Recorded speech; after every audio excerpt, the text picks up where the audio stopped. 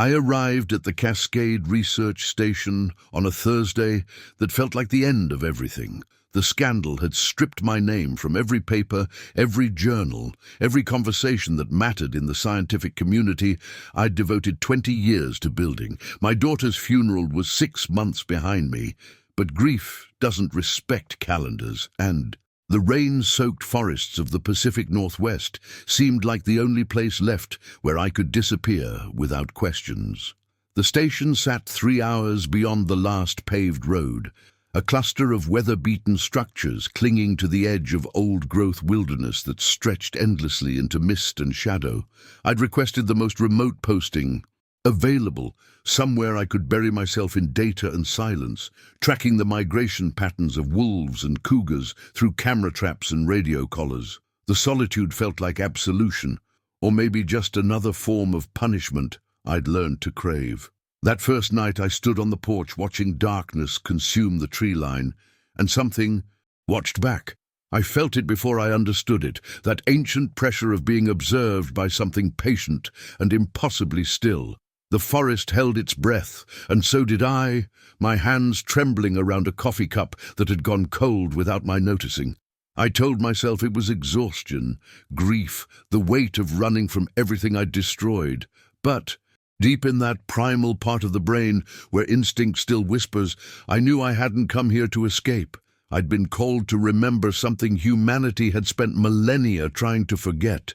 The audio equipment captured it first, a vocalization that began as something almost human, then descended into frequencies that made my sternum vibrate with recognition older than language. I played it back 17 times that first week, cross-referencing every database, every field recording from 40 years of wildlife acoustics. Nothing matched. The sound existed in the gaps between what we'd catalogued and what we'd chosen not to hear.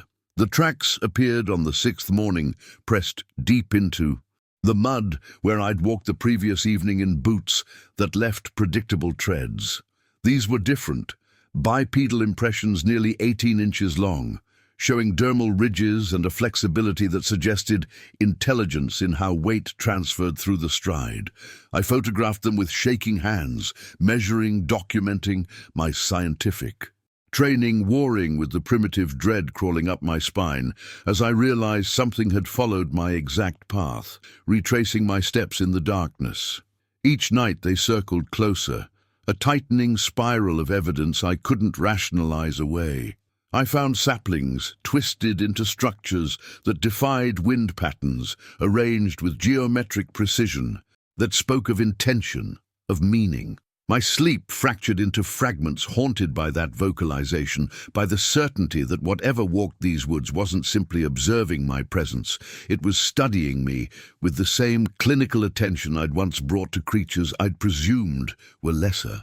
The rational framework I'd built my entire career upon began developing fissures, hairline cracks where impossible light leaked through, illuminating questions I'd been trained never to ask.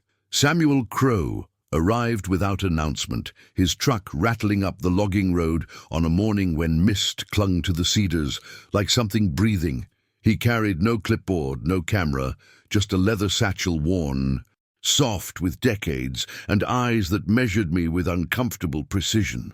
Over coffee that steamed between us like a barrier I wasn't ready to lower, he spoke of the old ones who walked before us, beings who'd chosen the deep forests when his ancestors first arrived, a treaty written in absence and respect. I nodded with the polite condescension academia had perfected, my mind already cataloguing his words as folklore, as metaphor born from geographical isolation and cultural tradition. But he described the vocalizations before I mentioned them, the exact descending pattern, the subsonic frequencies that resonated in bone rather than ear. He sketched the track configuration in my notebook, detailing the mid-tarsal break and dermal patterns I'd photographed just that morning, drawings matching evidence I hadn't yet shared with anyone. His weathered finger traced the spiral pattern around my camp on the topographic map, predicting where I'd find the next structures, and something cold settled in my stomach as I realized his knowledge predated my discovery by generations. "They're deciding about you," he said quietly, gathering his satchel as fog pressed against the windows, "whether you're the kind who sees or the kind who takes." The distinction felt weighted with consequence I couldn't yet fathom, suspended between the world I'd understood and something vast reshaping itself in the spaces beyond my comprehension. After he left, I found a bundle of cedar and sage on the porch, positioned precisely where the tracks had terminated the previous night. The hair samples defied categorization, primate certainly, but the DNA sequencing returned fragments that didn't align with any existing database, clustering somewhere between Homo sapiens and something that should have been extinct for millennia. I ran the tests 3 times, each result tightening the knot of impossible reality forming in my chest.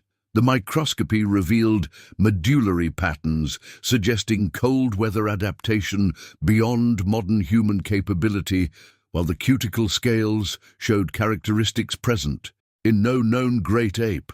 Science was my religion, yet here was scripture written in proteins that contradicted every sermon I'd learned. The territorial markings appeared with deliberate pattern now, twisted saplings forming arrows that led me deeper into the old growth, away from trails and into cathedral spaces where light filtered green and ancient. I documented each structure with trembling hands, recognizing intelligence in the architectural choices, communication in the systematic placement. They weren't random animal behaviors, but signposts, an invitation written in bent wood and calculated direction. Something was teaching me to read a language older than words. Then I found the journals in the station's forgotten storage. Dr. Elizabeth Hendricks, 1953, her handwriting deteriorating from clinical observation to frantic desperation across water-stained pages. Her final entry spoke of understanding too late that some barriers exist for protection, theirs and ours. The expedition vanished that winter, absorbed into forests that keep their secrets beneath moss and time. A cautionary tale I was now rewriting with my own obsession. The fog came like amnesia that night, erasing the forest until only my headlamp existed in the void. A feeble declaration against the immensity. I'd followed the bent saplings past the point of return, driven by something between scientific compulsion and spiritual hunger, no longer certain which mattered more. Then the feeling arrived, that ancient sensation coded in human DNA when we were still prey, of being watched by something that understood vulnerability. My light found the tree line, and there, between cedars that had witnessed centuries, stood impossibility made flesh. 8 feet of living contradiction, shoulders broad as mythology, covered in hair that seemed woven from shadow and earth itself. But the eyes destroyed me. Not animal reflection, but conscious observation, weighted with awareness that made my doctoral credentials feel like kindergarten drawings. It didn't move, didn't threaten, simply existed with such undeniable presence that every rational framework I'd constructed collapsed like wet paper. I was the subject now, being studied by something that had watched my species claw its way toward dominance while choosing a different path entirely. My hand moved toward the camera hanging at my chest. Career salvation, vindication, proof. The creature's head tilted slightly, and somehow I understood. This was the test. Evidence would bring helicopters, tranquilizer darts, captivity, the transformation of sacred mystery into dissected specimen. My finger hovered over the button while my heart screamed both yes and no, ambition wrestling with something older than ambition. The choice was made when I lowered my hand, and in that surrender, the creature gave one slow nod before dissolving back into fog and legend, leaving me forever divided. The university's biological archives existed in basement levels that hadn't seen daylight since 1957. Filing cabinets turned into tombs for inconvenient research.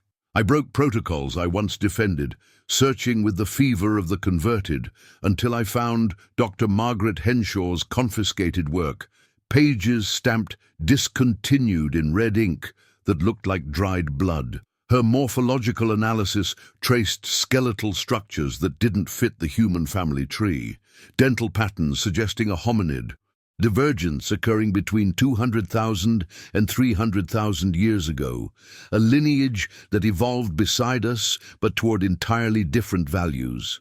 The suppression made terrible sense. Her conclusion threatened every foundation we'd built our supremacy upon. Sasquatch weren't primitive survivors awaiting discovery, but evolutionary peers who'd witnessed our choice and made the opposite one. Where we developed agriculture, architecture, and dominance, they refined integration, moving through forests like thought through dreams. Henshaw's final entry, written 3 days before her research was seized, asked the question that now consumed me. What if intelligence isn't measured by what we build, but by what we're wise enough not to? Her Posledny note was a warning scrawled in shaking handwriting. They're not hiding from us. They're protecting something we forgot how to protect. The words struck like revelation, because I'd felt it in those ancient eyes. They weren't endangered remnants, but deliberate exiles, guardians of a consciousness humanity had traded for cities and screens. I closed the file, understanding that some evolutionary branches don't lead upward, but inward, toward wisdom we'd sacrificed at progress's altar. The elder returned as winter settled over the station, arriving without sound, as if the forest itself had delivered him. He carried no judgment. For my obsession, only bundles of cedar and a patience that made my urgency feel childish. "You've found the papers," he said, not asking, and gestured for me to walk with him into territories my maps labeled but couldn't explain. His knowing felt like being read in a language I'd forgotten I spoke.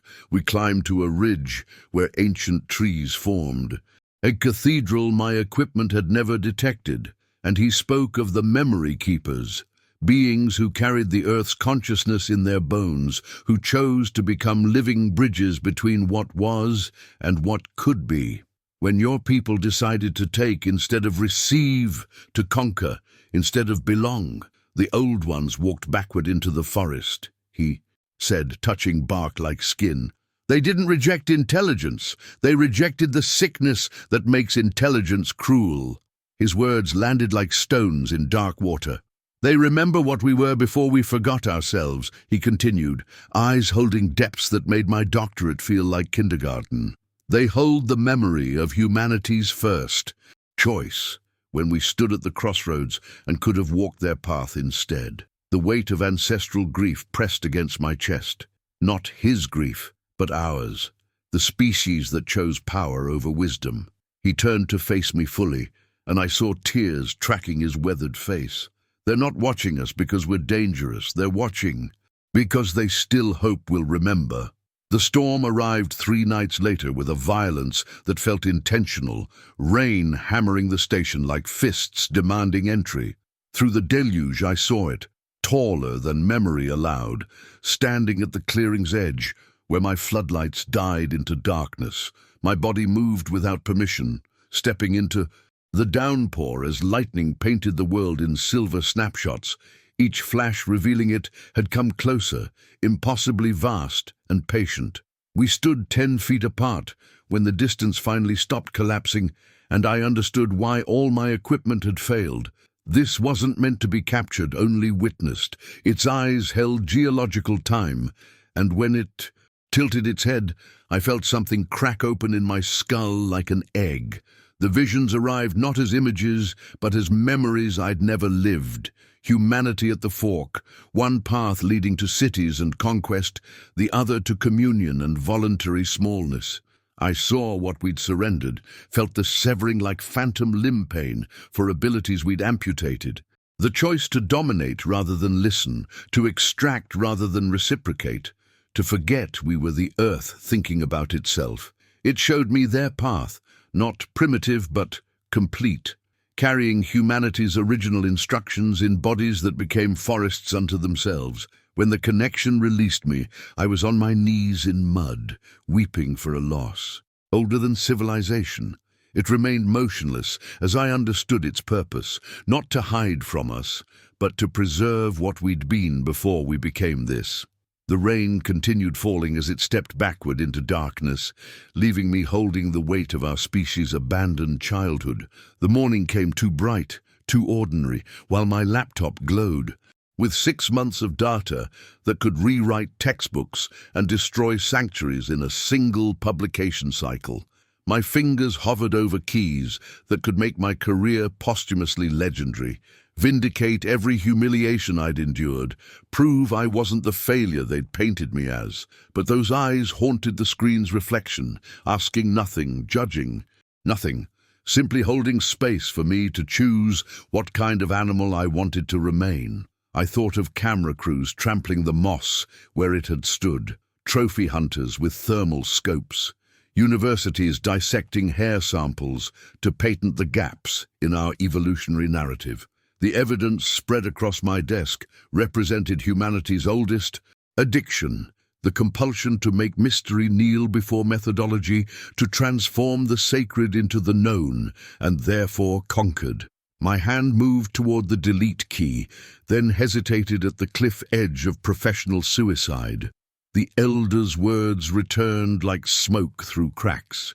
Some beings exist to remind us what we've forgotten, not to become. Another thing we've learned.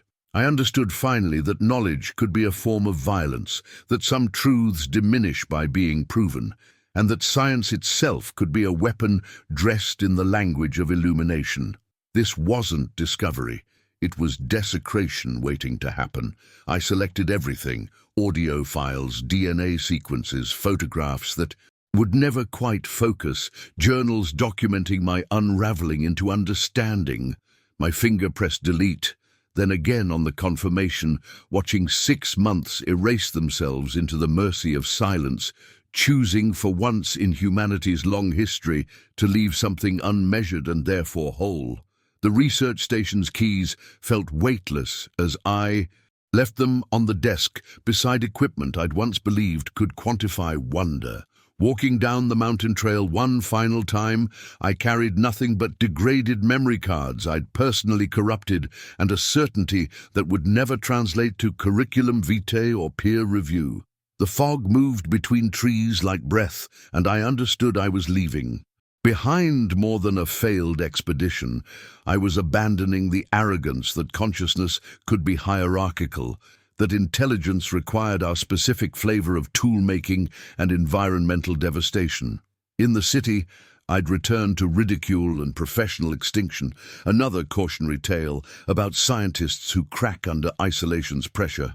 But I'd also carry the weight of having stood before evolution's road not taken, having glimpsed what humanity traded for agriculture and industry, and the particular loneliness of fluorescent-lit superiority. They chose the forest's eternal present, while we chose the anxiety of linear time, progress as both religion and prison. Sometimes in crowded streets, I catch myself searching faces for that quality of presence, that rootedness the creature possessed, while I remained colonized by ambition and category. We measure everything now: productivity, impact, worth, while they measure nothing, and therefore diminish nothing. Existing in reciprocity, we've pathologized as primitive because we cannot commodify stillness. I destroyed the evidence but kept the wound, understanding finally that some encounters aren't meant to advance knowledge, but to advance the knower, that wisdom sometimes sounds like career suicide, and that the greatest discovery is occasionally learning what deserves to remain discovered by you alone, then released back into the breathing mystery that needs no witness beyond the moss and the mountains and the morning fog that remembers everything we've chosen to forget. What would you sacrifice to protect a truth too sacred to prove? Subscribe to explore the mysteries that transform us when we stop trying to conquer them.